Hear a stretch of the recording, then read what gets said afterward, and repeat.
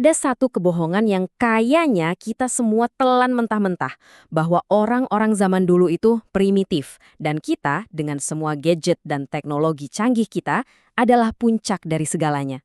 Tapi gimana kalau ternyata itu semua omong kosong? Nah, kutipan ini benar-benar ngejungkir balikin semua yang kita kira kita tahu soal kemajuan. Para arkeolog sekarang ini nemuin artefak-artefak yang, kalau dipikir pakai logika fisika modern, harusnya tuh nggak ada. Kita mungkin bangga bisa membelah atom, tapi kita ternyata udah kehilangan resep baja yang bisa motong besi kayak motong mentega. Jadi, siap-siap ya, kita bakal bongkar kotak hitam sejarah dan ngintip 4 studi kasus yang bikin kepala pusing. Mulai dari nanoteknologi yang dibikin 1.500 tahun sebelum mikroskop ditemukan, sampai senjata pemusnah massal yang resepnya ikut terkubur bareng sebuah kekaisaran.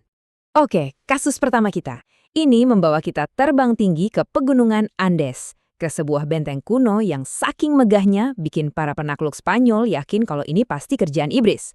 Inilah Sacsayhuaman. Coba lihat angka ini. 360 ton, bukan kilogram ya, tapi ton. Itu berat satu balok batu terbesar di benteng ini. Coba deh, biarin angka itu meresap dulu.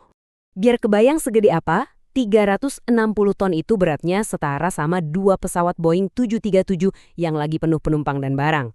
Dan batu ini bukan cuma ditaruh di tanah loh. Batu ini diangkat, dibentuk, dan dipasang dengan presisi luar biasa di ketinggian 3.000 meter di atas laut.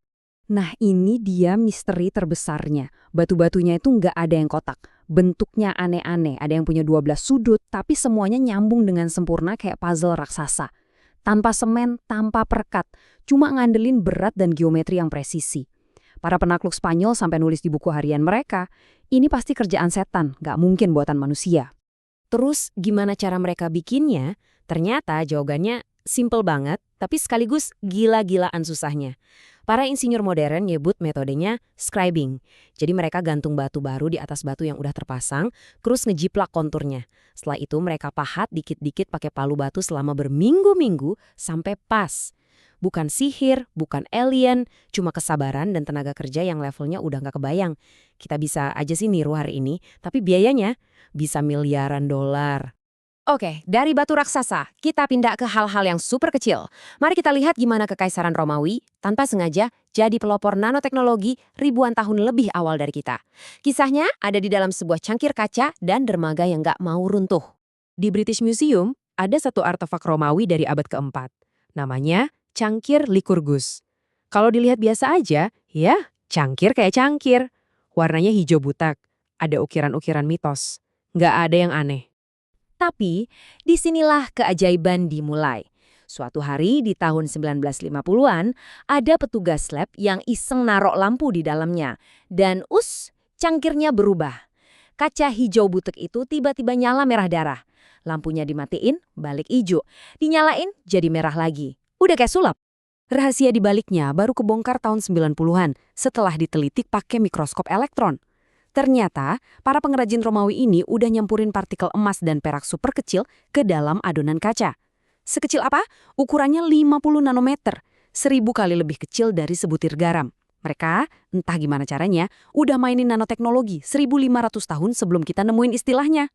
Dan kejeniusan mereka soal material gak berhenti di situ. Coba deh bandingin ini. Dermaga beton modern kita kena air laut paling 50 tahun udah rontok. Dermaga beton Romawi udah berdiri 2000 tahun dan malah makin kuat tiap hari. Gimana bisa coba? Ini kan ngelawan hukum alam. Kuncinya, beton Romawi itu hidup. Beda sama beton kita yang mati. Beton mereka itu kayak reaktor kimia yang jalan terus. Campuran abu vulkanik, kapur, dan air laut ternyata ngebentuk kristal-kristal yang saling mengunci di dalam betonnya.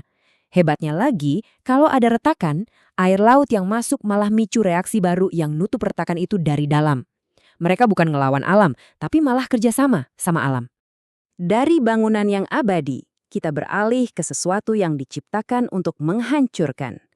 Kasus ketiga kita adalah sebuah logam legendaris yang jadi mimpi buruk para kesatria perang salib dan bikin ahli metalurgi garuk-garuk kepala selama ratusan tahun. Baja Damaskus. Untuk ngerti kenapa baja ini mustahil, kita harus paham satu dilema di dunia logam. Biasanya kita harus milih, mau baja yang super keras dan tajamnya awet, boleh, tapi gampang patah. Atau mau baja yang fleksibel dan gak gampang patah, bisa, tapi gampang tumpul. Nah, baja Damaskus ini, entah gimana caranya, dapat dua-duanya. Legenda bilang, saking tajamnya, pedang ini bisa ngebelas selendang sutra yang dijatuhin ke atasnya. Misteri ini baru pecah di tahun 2006. Para ilmuwan nemuin sesuatu yang seharusnya nggak mungkin ada di sana, nanotube karbon. Iya, benar, bahan super canggih yang kita impi-impikan buat bikin lift keluar angkasa. Ternyata, kombinasi biji besi langka dari sebuah tambang di India yang sekarang udah habis dan proses penempaan rahasia secara alami menumbuhkan struktur nano ini di dalam bajanya. Kita nggak bisa bikin lagi, karena bahan bakunya udah lenyap dari muka bumi. Sekarang kasus terakhir kita. Dan ini mungkin yang paling mengerikan dari semuanya. Sebuah senjata yang resepnya dijaga lebih ketat dari rahasia negara manapun. Saking rahasianya, pas kekaisarannya runtuh, resepnya ikut hilang selamanya. Namanya api Yunani. Bayangin ada api cair yang bisa disemprotin, nempel di mana-mana, dan nggak bisa dipadamin pakai air. Malah kena air apinya makin menjadi-jadi. Para pelaut yang panik lompat ke laut buat nyelamatin diri, malah kebakar hidup-hidup di dalam air. Senjata ini benar-benar efektif sampai bisa ngelindungin kekaisaran Bizantium selama lebih dari 500 tahun. Dan ini bukan cuma sekedar kendi berisi cairan yang dilempar ya. Orang-orang Bizantium ini benar-benar bikin penyembur api canggih. Mereka pakai sistem tekanan udara, pakai pompa, katup, bahkan pemanas biar cairannya ngalir lancar. Mereka menciptakan senjata super canggih di zaman di mana orang lain masih pakai gerobak kayu. Rahasianya dijaga mati-matian, sampai-sampai ketika Konstantinopel akhirnya jatuh, para insinyur yang tahu resepnya lebih milih bawa rahasia itu ke liang lahat.